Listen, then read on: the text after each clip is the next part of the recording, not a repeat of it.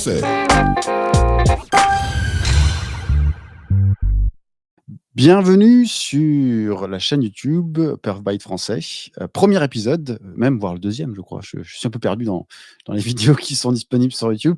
En tout cas, bienvenue. Si vous êtes regardez cette vidéo, c'est que vous aimez la performance, donc c'est un bon signe. Et donc, je m'appelle Henrik Rexed. J'ai fait de la perf dans ma carrière, mais aujourd'hui, je suis un peu dédié sur d'autres sujets.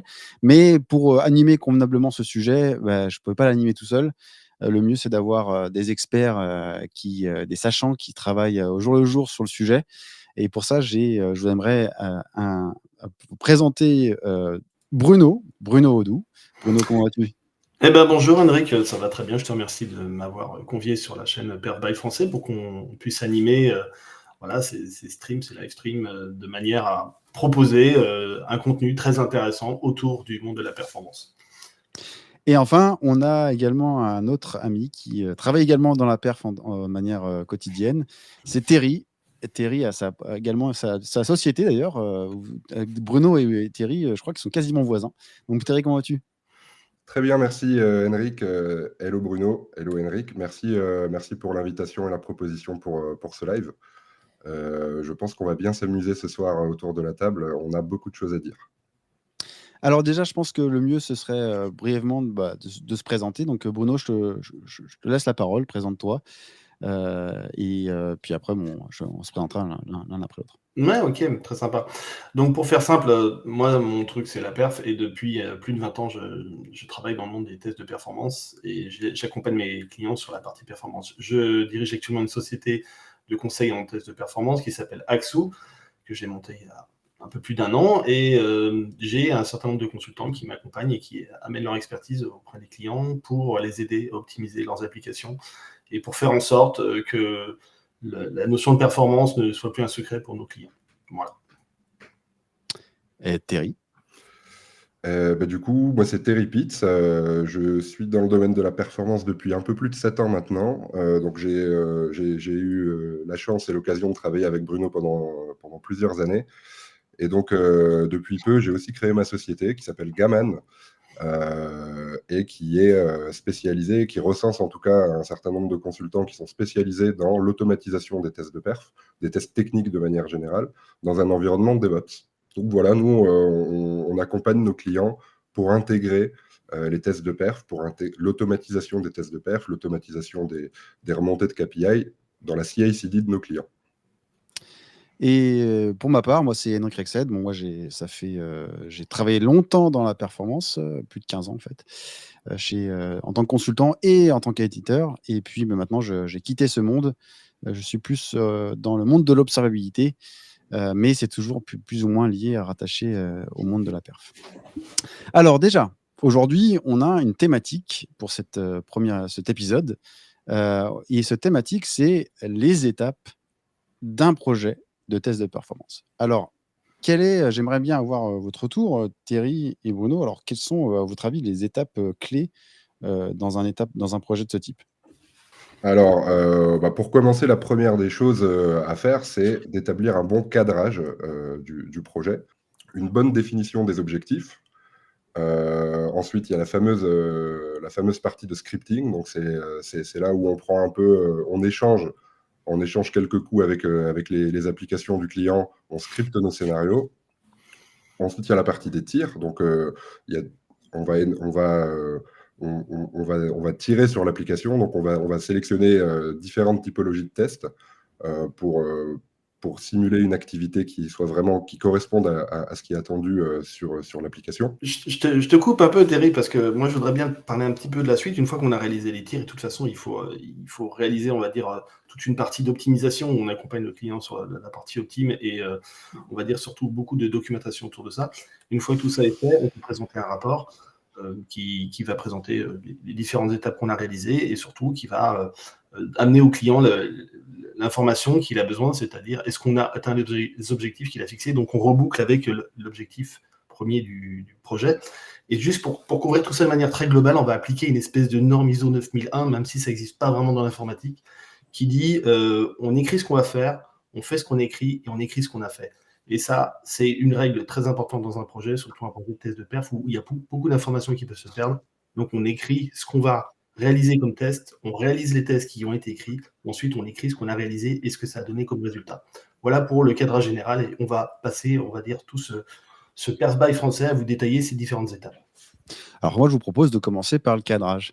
Le cadrage, souvent, quand on a un projet de test de performance, donc soit on est en interne ou en externe en tant que consultant, on a toujours une demande de quelqu'un, un besoin, un projet qui dit j'ai besoin de faire un test. Donc il y a plusieurs choses derrière ce besoin, donc qu'il va falloir comprendre. La première chose qui arrive souvent, c'est qu'on va vous partager des chiffres. Donc souvent, c'est dire voilà, il nous faut tester 40 000 utilisateurs, ça c'est la cible. La première règle numéro 1, c'est ne jamais prendre les chiffres comme acquis. Il va falloir faire une certaine analyse. Donc, alors comment on pourrait faire cette analyse, Bruno et Thierry? Comment on pourrait la faire cette analyse? Alors, en vérité, c'est vrai que le client, il va nous annoncer des chiffres, il va nous dire, bon, nous, on veut tester à 1000, 2000 utilisateurs. Voilà. Et l'analyse, c'est d'aller corréler ça avec des chiffres qui sont dans l'entreprise, donc des chiffres en termes de nombre de transactions. On peut trouver ça dans les outils d'analyse, notamment le fameux Google Analytics. Donc ça, c'est plutôt l'équipe marketing qui a cet outil-là.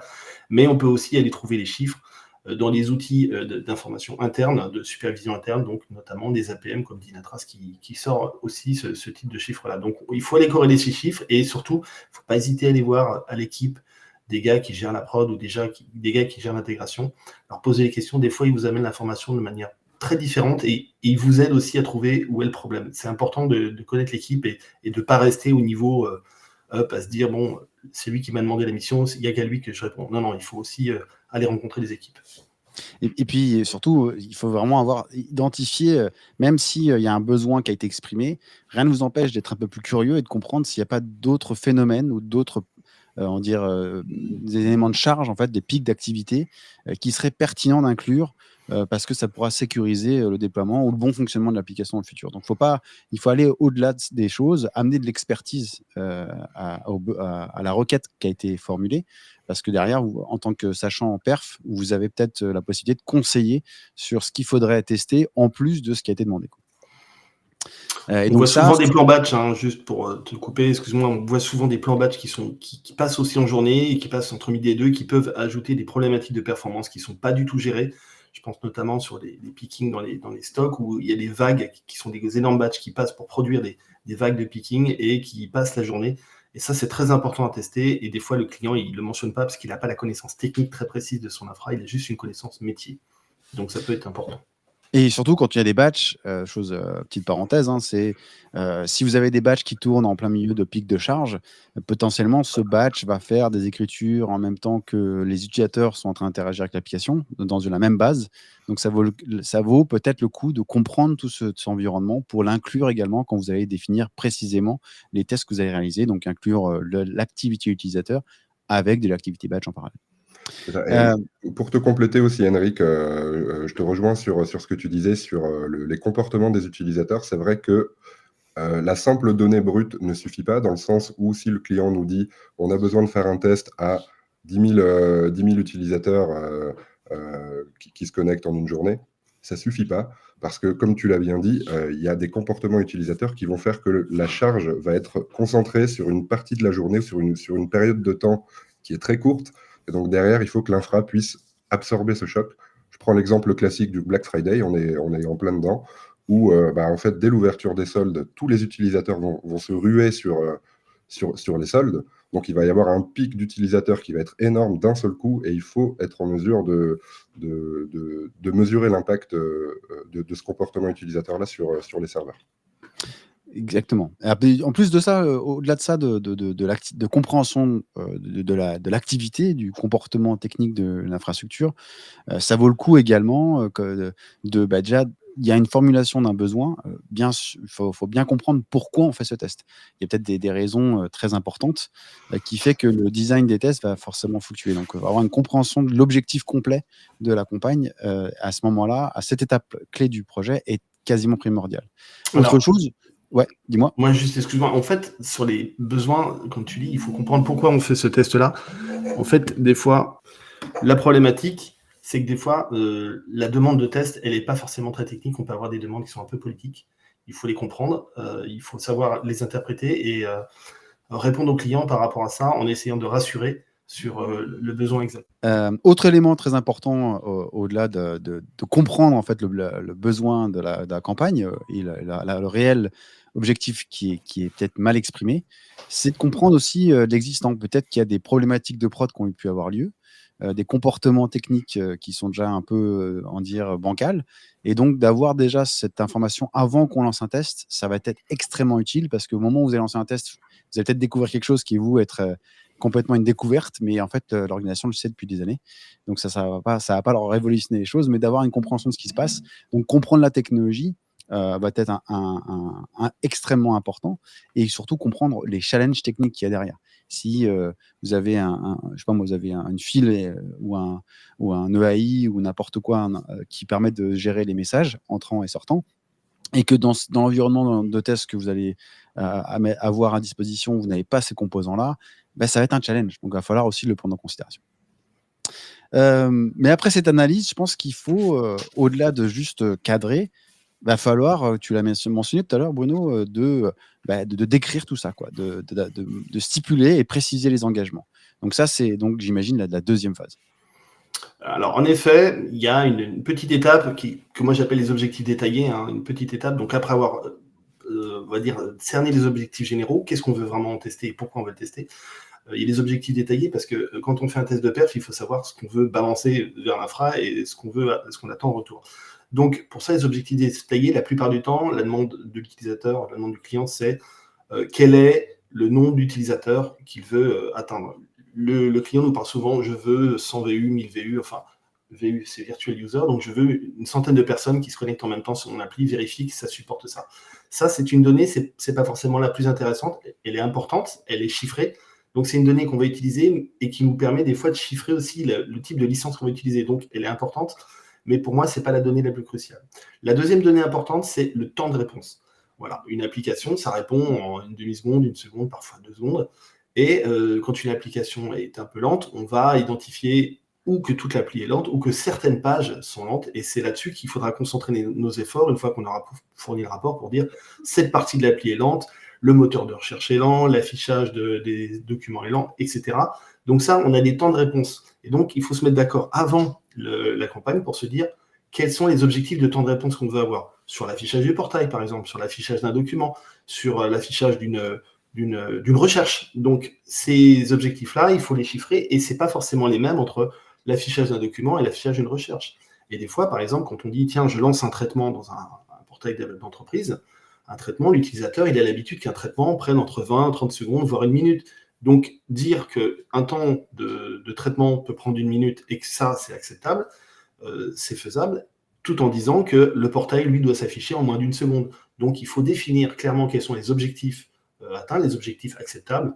Alors, on peut utiliser des termes techniques comme SLO, SLA, qui vont s'adosser là-dessus. Mais ça va être la deuxième partie. Moi, là où j'accorde de l'importance, c'est sur la partie plutôt rythme transactionnel. Donc, le rythme transactionnel, c'est le nombre de requêtes que le serveur va pouvoir encaisser sur 1 seconde, 1 minute, 1 heure, etc.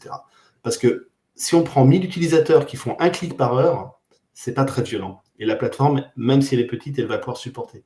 Mais si vous prenez ne serait-ce que 10 utilisateurs qui cliquent comme des malades et qui vont à fond et qui demandent des transactions permanentes, et bien là, peut-être que la plateforme ne va pas supporter. Donc le ratio entre la vitesse de communication entre l'utilisateur et la plateforme et le nombre d'utilisateurs est important. Et c'est là-dessus qu'il faut travailler, c'est le rythme transactionnel en fonction du type de transaction. Et là, ça revient un peu à ce qu'on disait tout à l'heure, c'est-à-dire que peut-être il y aura, quand on va faire l'analyse de quel est l'objectif à tester, peut-être qu'il y aura 200 recherches par heure, mais il y aura peut-être 2000 consultations de documents par heure. C'est des chiffres différents et c'est ça, avec le Google Analytics, qu'on peut sortir pour essayer de savoir exactement quel est l'objectif à atteindre. Voilà, donc je rappelle, d'un côté, le nombre d'utilisateurs, de l'autre, le temps de réponse acceptable et troisièmement, le rythme transactionnel qu'on attend ou qu'on peut atteindre comme objectif. Après, moi, j'aurais bien rajouté également le transaction parce qu'on a différentes transactions. Tu as mentionné la recherche, l'ajout d'articles dans le panier. Ben, en fonction quand on fait de la recherche ou quand on fait de la constatation de produits, potentiellement, on va avoir beaucoup plus de transactions à la seconde ou à la minute, peu importe comment vous exprimez. Mais en fonction de des transactions métiers, il va y en avoir des transactions qui vont être plus importantes sur d'autres. Donc, ce chiffre d'avoir le nombre de transactions par minute par action métier va être importante parce que lorsque vous allez calibrer vos tests, ça vous permet de dire là, je fais trop de recherches ou là, je fais trop d'ajouts de panier et donc on va calibrer à peu près les scénarios de test par la suite. Donc, c'est important également d'avoir cette notion de transactionnel parce que ça va guider sur la configuration des tests que vous allez avoir à exécuter par la suite. Donc là, après, l'étape suivante, Terry, c'est quoi l'étape suivante? Alors, une fois qu'on a bien défini les objectifs des tests, on a toutes les informations nécessaires, hein, comme vous l'avez bien mentionné. On a récolté tout ce qu'il fallait. Maintenant, on peut passer à l'étape du scripting. Donc, c'est une étape phare du campagne de test de performance. Et donc, le scripting, c'est, dans les grandes lignes, reproduire le comportement utilisateur via un outil, quel qu'il soit. Alors, il y a certains outils très connus du marché. Pour en citer quelques-uns, on a Neoload qui est très connu. On a des outils comme LoadRunner qui existent depuis très longtemps. Et puis, les nouveaux outils qui nous permettent de faire du scripting sur du langage, ça va être des outils comme Gatling, comme Cassis ou encore Octoperf.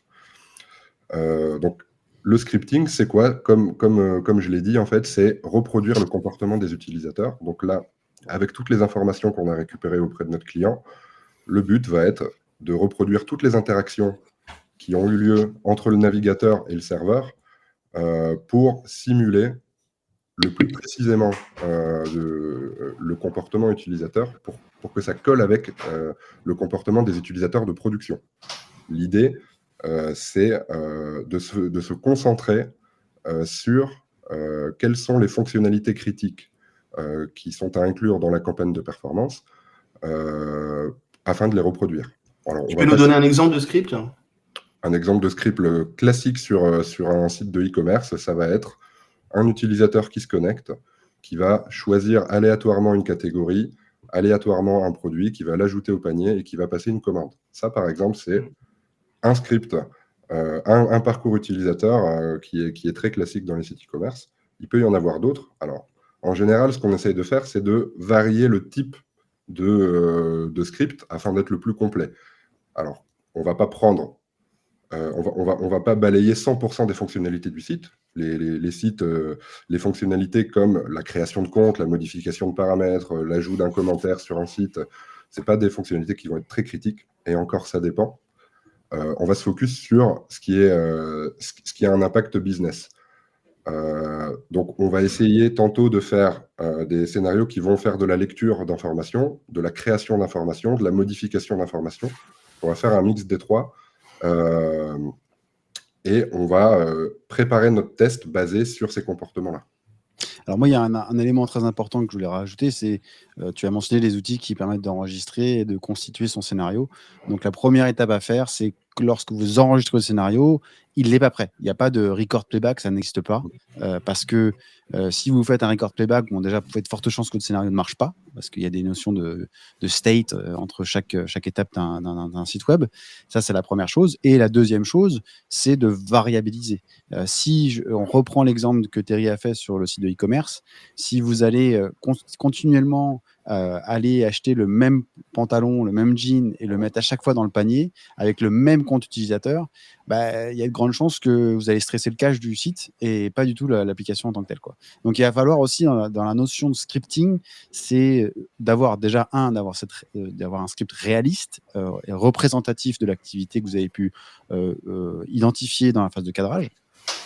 Mais surtout de s'assurer que ce script ne génère pas d'erreurs et de gérer ces erreurs. Parce qu'après, quand on a trop d'erreurs, ça peut être le coup d'arrêter le test et d'avoir un script qui soit robuste. Parce que pensez bien que quand vous aurez de la charge, au bout d'un moment, il va y avoir des erreurs générées. Donc, il va falloir gérer ces erreurs pour éviter que le script en tant que tel ou la test qu'on est en train de faire, en fait, va générer lui un problème de perf qui n'est pas existant en production réelle. Notamment, par exemple, si vous ouvrez une session, je me log sur le site et puis je laisse la session ouverte et je me délogue jamais, au bout d'un moment, les sessions se cumulent sur le serveur web et puis elle les explose, ça peut arriver, hein. Et donc ça, c'est pas une activité normale parce que normalement, l'utilisateur, au bout d'un moment, le navigateur en lui-même va fermer la session ou le cookie a expiré et donc la session est libérée. Donc, alors qu'encore quand on fait un test de charge, on est en mode itératif et donc la session va toujours être active. Et donc c'est là où vous pouvez arriver sur des problèmes, que vous allez découvrir des problèmes qui en réalité n'existent pas. Donc c'est des faux problèmes. Des effets de Mais bench, en fait. C'est un effet de bench et il faut c'est ça, savoir tout le à fait. gérer. C'est ça. On Donc a pas c'est mal d'anecdotes là-dessus, mais peut-être qu'on pourrait faire un Perfect français exprès sur les anecdotes de bench et les effets de bench, parce que franchement, il y a quelques anecdotes bien Le croustillantes. bêtisier, Le bêtisier du bench. le bêtisier de nos campagnes. Ouais, il y a quelque chose à dire. Je pense qu'en fait, Henrik, ce que tu voulais dire, c'est parler un peu, arriver à parler des jeux d'essai, là, parce qu'on parlait de scénario et tu disais, voilà, il faut savoir variabiliser, donc tu voulais parler des jeux d'essai, j'imagine. Tout à fait. En fait, là, moi, les jeux d'essai que je faisais référence, c'est ce qu'on appelle des variables techniques. C'est pas des variables fonctionnelles, c'est des variables techniques, des variables qui va permettre que le script fonctionne convenablement et qui fait que, par exemple, quand on est sur une liste de produits, je sélectionne aléatoirement un produit, je clique dessus, etc., etc. Mais il y a également des jeux d'essai fonctionnels. Donc, je pense que tu voulais aborder ce sujet, Bruno. Oui, alors bon, c'est vrai qu'il y a les variables techniques ou bon, les ID de session, des choses comme ça, et après il y a les jeux d'essai fonctionnels un peu plus qui parlent un peu plus au métier. Donc le premier déjà, bon, ça peut être les logins passwords, hein, on va éviter d'avoir toujours le même compte. Hein. Si on veut simuler 1000 personnes, il faut avoir 1000 comptes la plupart du temps, parce que si on utilise toujours le même ID de session, ça peut être un petit peu problématique pour la base de données si on fait des mises au panier, des choses comme ça. Par contre, un autre jeu d'essai qui est vraiment très intéressant, c'est les mots-clés des recherches. Et ça, d'habitude, le métier est capable de nous fournir un top 10, top 50 ou top 100 des recherches qui sont les plus faites et qui peuvent être problématiques. Parce que entre rechercher voiture ou rechercher quel est le prix d'une assurance sur la région parisienne, en fonction de l'appli sur laquelle on tape ça, eh ben, la recherche ne va pas avoir le même temps. J'ai souvent fait des recherches dans des choses un peu juridiques, hein, pour des éditeurs de contexte juridique. Et là, les mots-clés étaient un petit peu effarants parce que c'est des choses que je ne peux pas imaginer. Le juridique a travaillé un peu avec des mots-clés très différents de notre vie quotidienne. Et donc, on me fournissait des jeux d'essai que je ne comprenais pas trop, mais qui étaient vraiment très, très pertinents. Donc, c'est important d'avoir des jeux d'essai qui viennent plutôt du métier, pour la bonne et simple raison, on n'est pas spécialiste de leur métier, il faut s'en imprégner, il faut surtout qu'ils nous apportent ce genre de choses. Donc c'est important toujours de rester au contact des clients pour qu'ils nous apportent le maximum de jeux d'essai de bonne qualité. Voilà. Après, il y a sur les logins, comme tu mentionnais, hein, l'importance d'avoir des comptes utilisateurs qui soient représentatifs et bien distribués. Alors, qu'est-ce que ça veut dire par représentatif et bien distribué? Si vous avez, on vous demande, on dit tiens, je génère un script qui va faire user 1 jusqu'à user 150 ou 1000, peu importe. Effectivement, vous avez 150 ou 1000 jeux de données, c'est parfait. Mais en réalité, quand vous allez vous loguer, il y a des requêtes qui partent dans le système, des requêtes en base de données. Et du coup, si vous le savez, dans une base de données, il y a des index.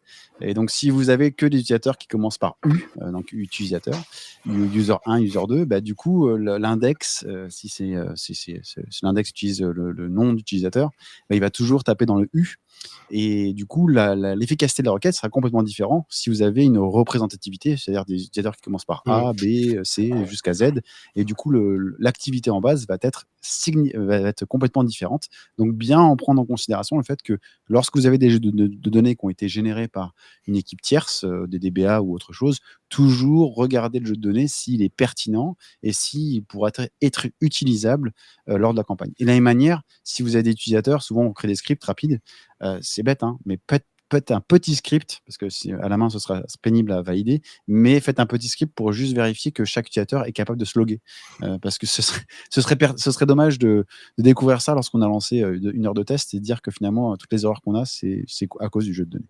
En fait, ça arrive beaucoup plus souvent que tu ne le crois.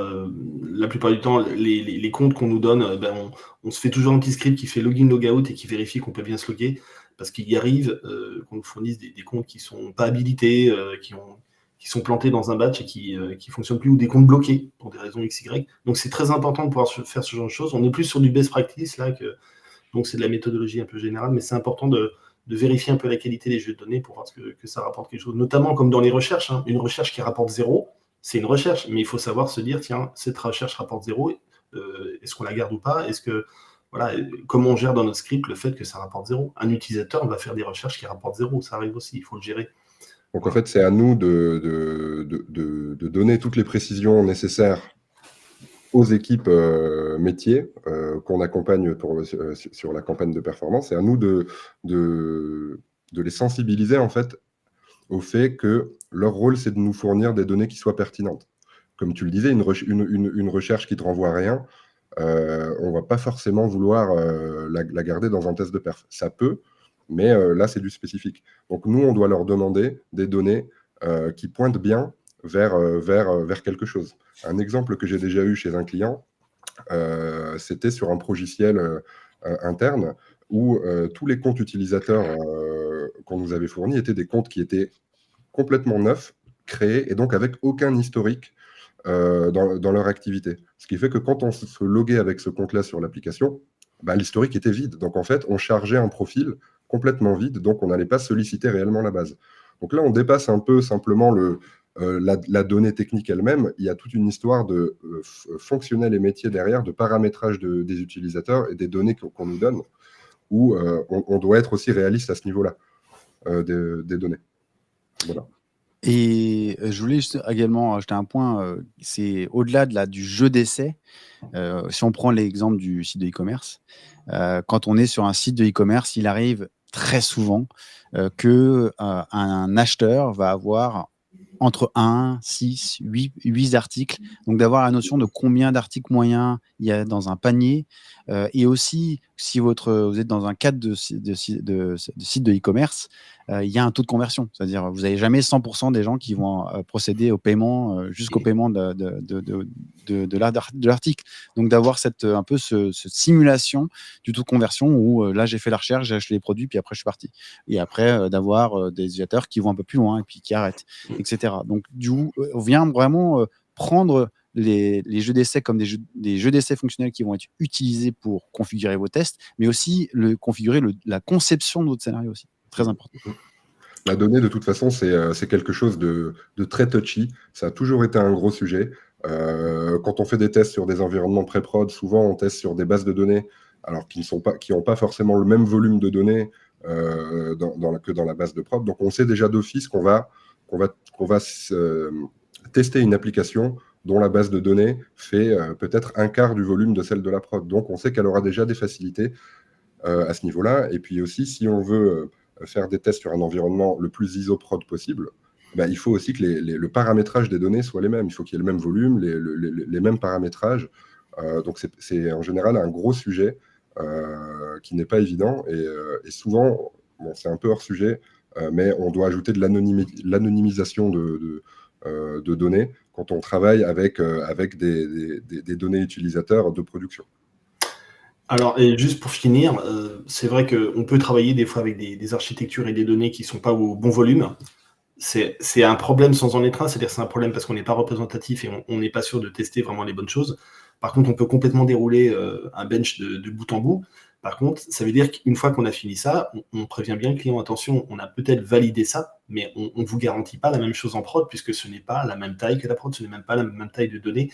Donc, comme on ne fait jamais d'extrapolation, il faut prendre des pincettes sur « je vous présente ce résultat, il est valable sur cet environnement, avec ce jeu de données-là ». Mais si vous voulez quelque chose qui soit vraiment complètement validé sur la prod, bah c'est sur la prod qu'il faut le faire ou sur une iso-prod, ce qui est très compliqué. Et donc là-dessus, il n'y a pas à se battre. Il faut juste accepter le fait de travailler des fois avec des environnements, on va dire un petit peu différents, mais qui nous permettent quand même d'aller au bout des choses. Alors, l'extrapolation, c'est un sujet en tant que tel. Je pense qu'il faudra qu'on aborderait ça sur un épisode dédié. Mais ouais, je dirais pas d'extrapolation, surtout avec les architectures modernes. Ça devient tellement compliqué, il y a tellement de paramètres à faire que de dire j'ai fait. On peut considérer que non, il faut mieux avoir l'environnement cible, c'est sûr, pour éviter des anomalies d'interprétation. L'autre étape, parce que je pense qu'il faudra qu'on passe aux autres étapes, je pense c'est la partie, les typologies de tests. Donc il y a plein de tests de charge disponibles, existants. En plus, on peut être créatif, combiner plein de choses ensemble. Donc, Bruno, tu peux nous rappeler rapidement, mais je pense que ce sujet-là est un vrai sujet en tant que tel, donc on fera vraiment un épisode dédié sur les typologies de tests pour les comprendre, les montées en charge, tous ces éléments-là. Mais déjà, on va illustrer et présenter les tests qui sont les plus représentatifs qu'on a dans une campagne de test. Ouais, tout à fait. Je pense que on peut faire un sujet beaucoup plus détaillé la prochaine fois. Et là, j'ai un petit slide que tu peux peut-être partager, voilà, qui est intéressant. C'est juste pour vous rappeler un peu le nom des typologies de tests, hein, du plus simple au plus violent. On va commencer par des tests unitaires, puis des tests à faible charge pour voir un peu comment ça se comporte.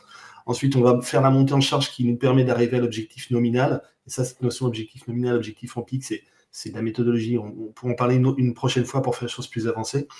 Ensuite, on peut faire des tests en pic pour voir comment ça se comporte quand on est un peu plus agressif. On fait des tests longue durée. Donc, il ne faut jamais confondre faire un test d'1 heure et faire un test de 8 heures. Ce n'est pas la même chose, ce n'est pas le même objectif. On a des tests aux limites où on va essayer de pousser les infras à fond ou pousser tout ce qu'on a à fond, tous les potards. Et on peut aussi tester des infras, on va dire, dégradés pour voir comment ça se comporte quand il y a des serveurs qui tombent ou quand il y a des choses qui ne sont pas correctes. Enfin voilà, ça dépend de l'infra sur laquelle on tombe. Voilà globalement les typologies de tests et on les détaillera une autre fois avec peut-être des présentations de graphiques plus sexy, de manière à avoir une cohérence dans tout ça et de vous faire comprendre à quoi sert chaque test. Moi, juste rajouter sur la dernière test sur infra dégradé, c'était moi j'appelais ça les tests de failover à l'époque. Ce terme, aujourd'hui, si vous suivez un peu l'industrie, ce test a été quasiment renommé en chaos engineering. Donc c'est quasiment aujourd'hui, si vous voulez, si vous connaissez cette terminologie, vous pouvez combiner justement des anomalies sur l'infrastructure avec de la charge. Donc c'est assez intéressant et ça permet d'améliorer l'efficacité et la robustesse de l'application. J'ajouterais aussi une partie sur le component testing qui mériterait un sujet à part entière, mais qu'on abordera aussi dans les prochains tests. Donc là, on est plus sur du test d'API, du test de composants, qui nous permet d'isoler des morceaux d'application pour se focus uniquement sur la brique concernée. Donc vraiment, c'est du test, on va tester l'applicatif pur et dur, quoi. Alors ça, je pense qu'on pourra même l'aborder sur un épisode sur les tests automatisés, les tests en mode pipeline, parce que c'est les typologies de tests qu'on va certainement rencontrer dans ce mode-là. Complètement. Enfin, là, on a mentionné tout à l'heure, il y avait la partie planning. Alors Bruno, qu'est-ce qu'il y a dans le planning? Alors bon, en fait, on a déjà défini une partie du planning sans parler vraiment de planning. Là, on a déjà défini différentes étapes. C'est déjà une partie. Ah non, je ne citais pas le planning, pardon. C'est moi qui c'est l'architecture. Ah oui, alors l'architecture. On peut parler d'architecture. On en a un peu parlé juste avant, ce qui était la notion d'avoir une architecture représentative. Donc Thierry en a déjà un petit peu parlé. L'architecture, moi je vais détailler 3 choses et j'ai souvent l'habitude de présenter 3 éléments, 3 graphiques d'architecture. J'aime bien faire les choses très visuelles pour que avec le client on arrive bien à se comprendre. Et donc je sépare l'architecture de bench, l'architecture de monitoring et l'architecture d'injection. Donc c'est-à-dire qu'il y a une architecture qui est testée, c'est celle qu'on veut tester. Normalement, on veut une architecture de prod, on dit au client. Enfin, le client nous dit, voilà, testez ma prod, mais je ne peux pas utiliser ma prod. Elle est déjà utilisée, ou alors, ce n'est pas la bonne version, etc.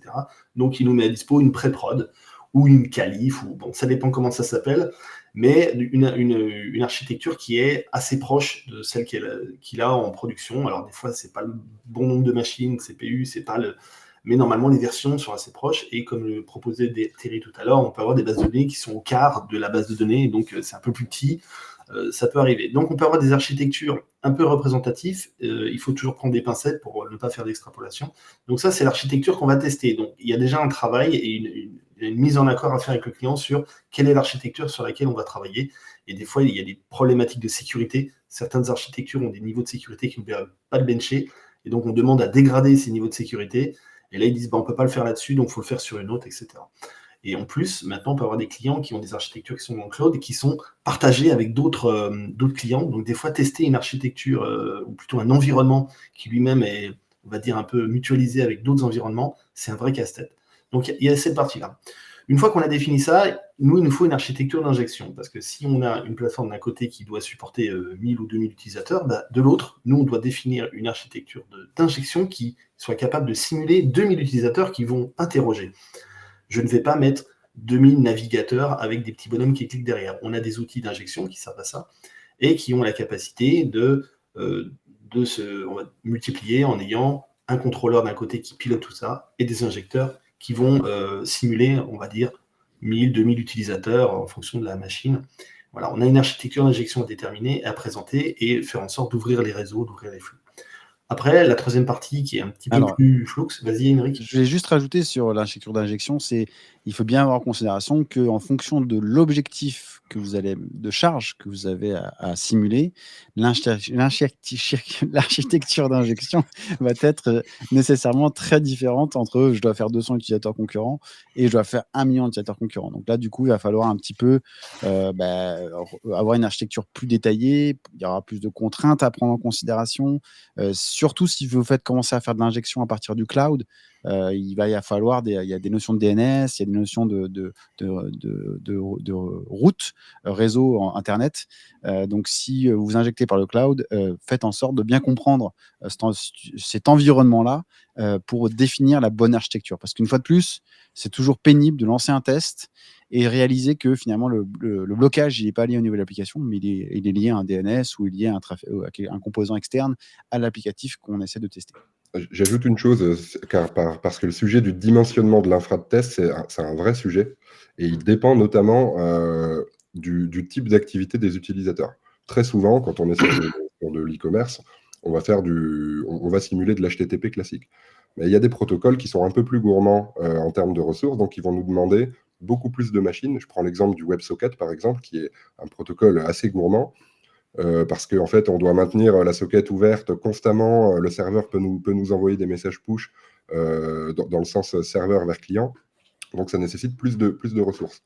On a aussi l'exemple du Citrix, qui est bien connu, où on essaie de reproduire les clics d'un utilisateur sur un écran à travers lequel on se connecte pour atteindre une autre machine, qui est très, très, très gourmand. Donc, pour simuler, alors j'ai plus les chiffres, mais c'est 30 utilisateurs par injecteur.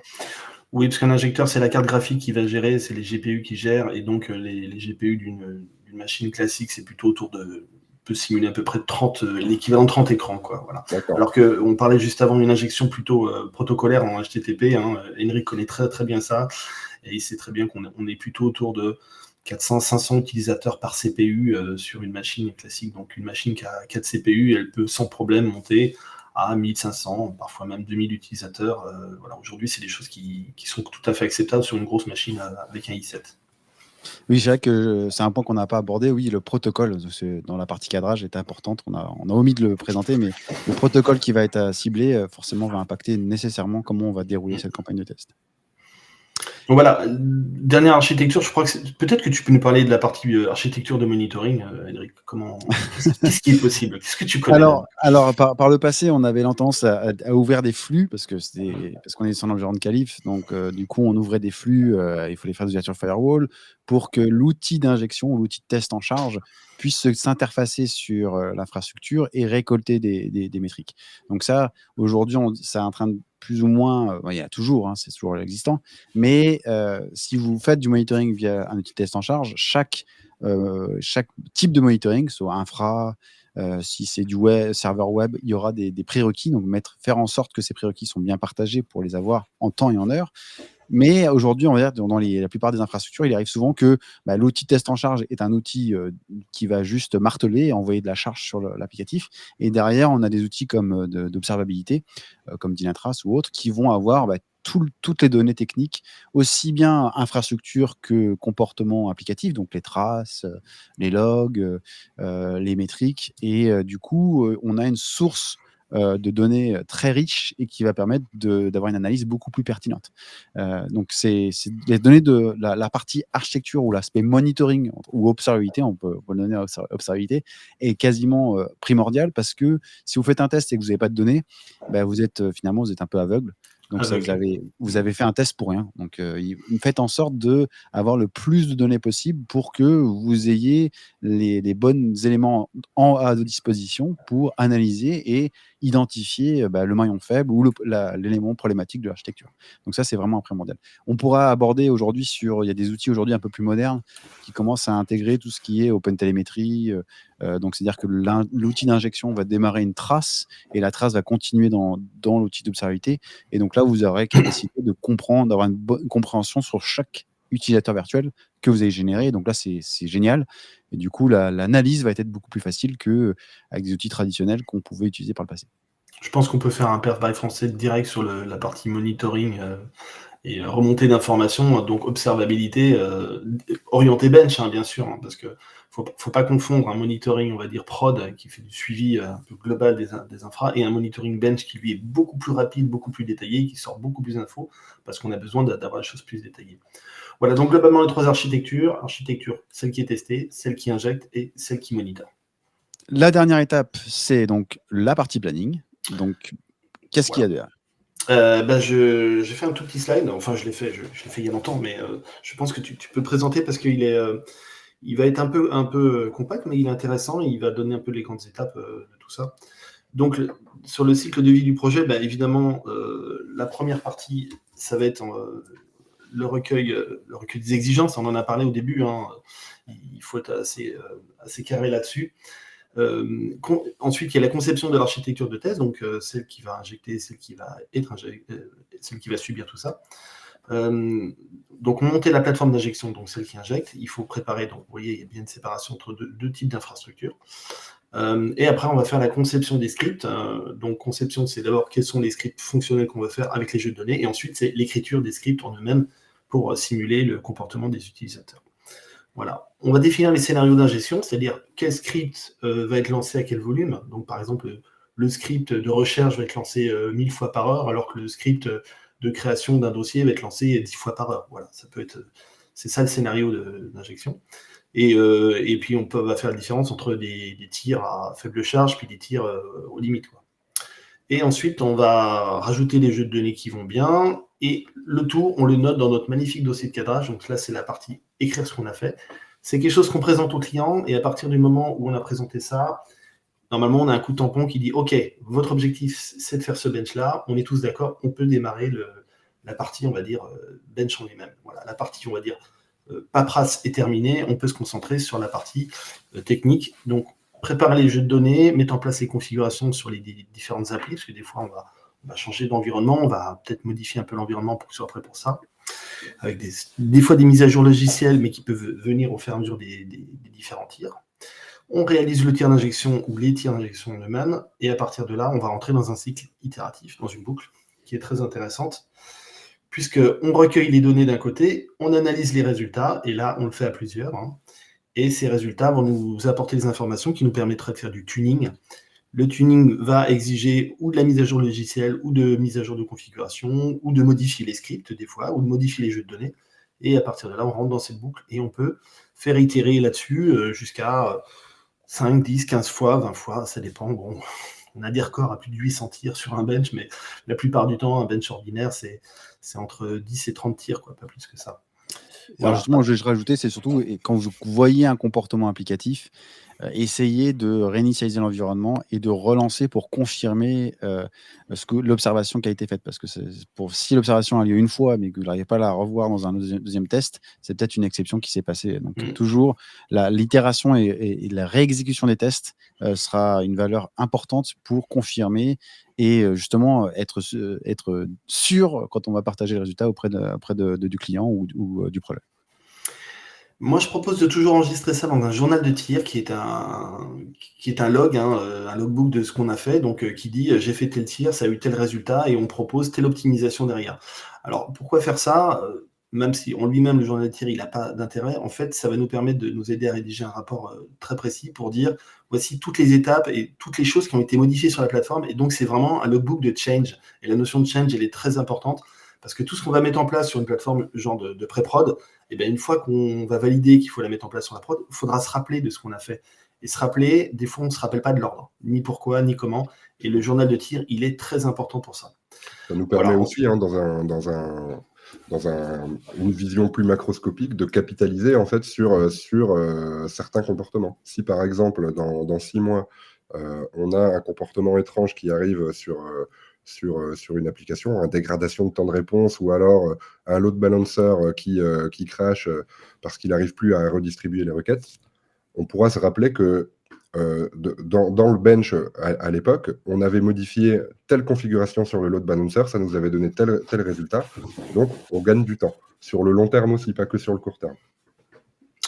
Moi, j'ai à peu près fini sur le cycle de vie du projet performance, et comme vous pouvez le voir, j'ai appelé ça un projet. C'est un projet. Voilà, un test de performance, d'une manière générale, c'est un projet, il faut le prendre en tant que tel. Donc, il y a forcément toutes les étapes classiques du projet, amont, réalisation, aval, quoi.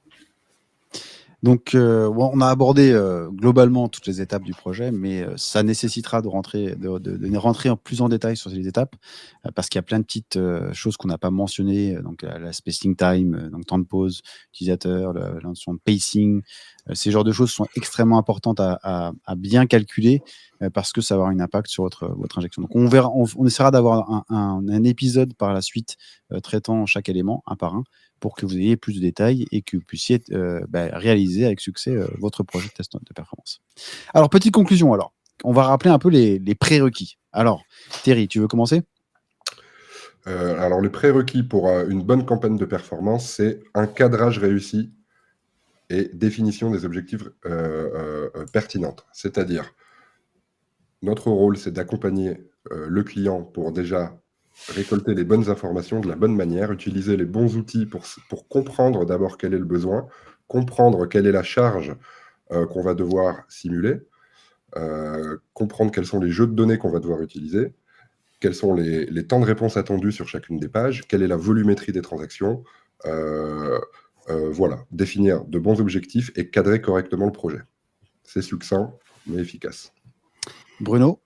Ensuite, à partir du moment où on a bien défini notre projet, il faut avoir une architecture représentative, et surtout une architecture d'injection qui tienne la charge, parce que si on n'est pas capable d'injecter suffisamment de users ou suffisamment vite, ça ne sert à rien. Donc une architecture représentative en termes de taille de machine, en termes de version, en termes de taille d'environnement, et surtout en taille de jeu de données. Voilà. Donc représentatif à tous ces niveaux-là, et c'est compliqué. On n'y arrive pas toujours, mais c'est une partie du boulot qui est très importante pour être clair, pour produire quelque chose de qualité à la sortie.